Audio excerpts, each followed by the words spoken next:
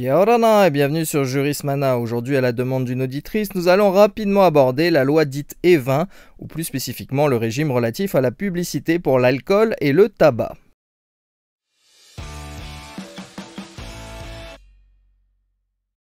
Considérée en France comme une cause de décès évitable, la consommation de tabac et d'alcool représente un enjeu majeur de santé publique.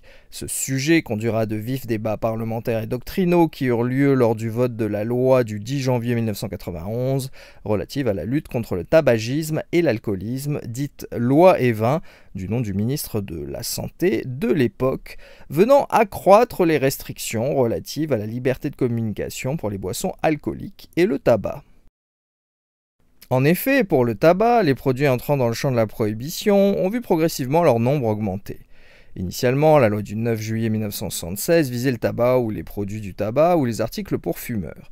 Puis la loi E20 a étendu ce champ à tous les produits destinés à être fumés, prisés, mâchés ou sucés, dès lors qu'ils sont même partiellement constitués de tabac, ainsi qu'aux produits destinés à être fumés, même s'ils ne contiennent pas de tabac. Depuis l'ordonnance du 19 mai 2016, sont visés les produits du tabac que l'alinéa 1er de l'article L. 3512-1 du Code de la santé publique définit depuis lors comme ceux pouvant être consommés et composés, même partiellement de tabac, qu'ils soient ou non génétiquement modifiés, y compris d'ailleurs pour les produits de vapotage au sens très général.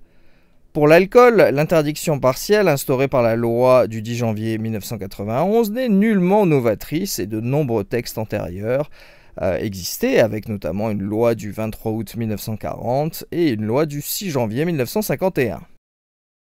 Et si vous aimez ce contenu, n'hésitez pas à vous abonner, à aimer la vidéo, à la partager, à la commenter. Merci à tous, Marurua. Les articles L. 3512-4 et L. 3513-4 du Code de la santé publique interdisent, dans des termes identiques, la propagande ou la publicité directe ou indirecte en faveur du tabac, des produits du tabac, des ingrédients définis à l'article L. 3512-2 et les produits de vapotage. Les notions de publicité et de propagande ne font en tant que telles l'objet d'aucune définition précise.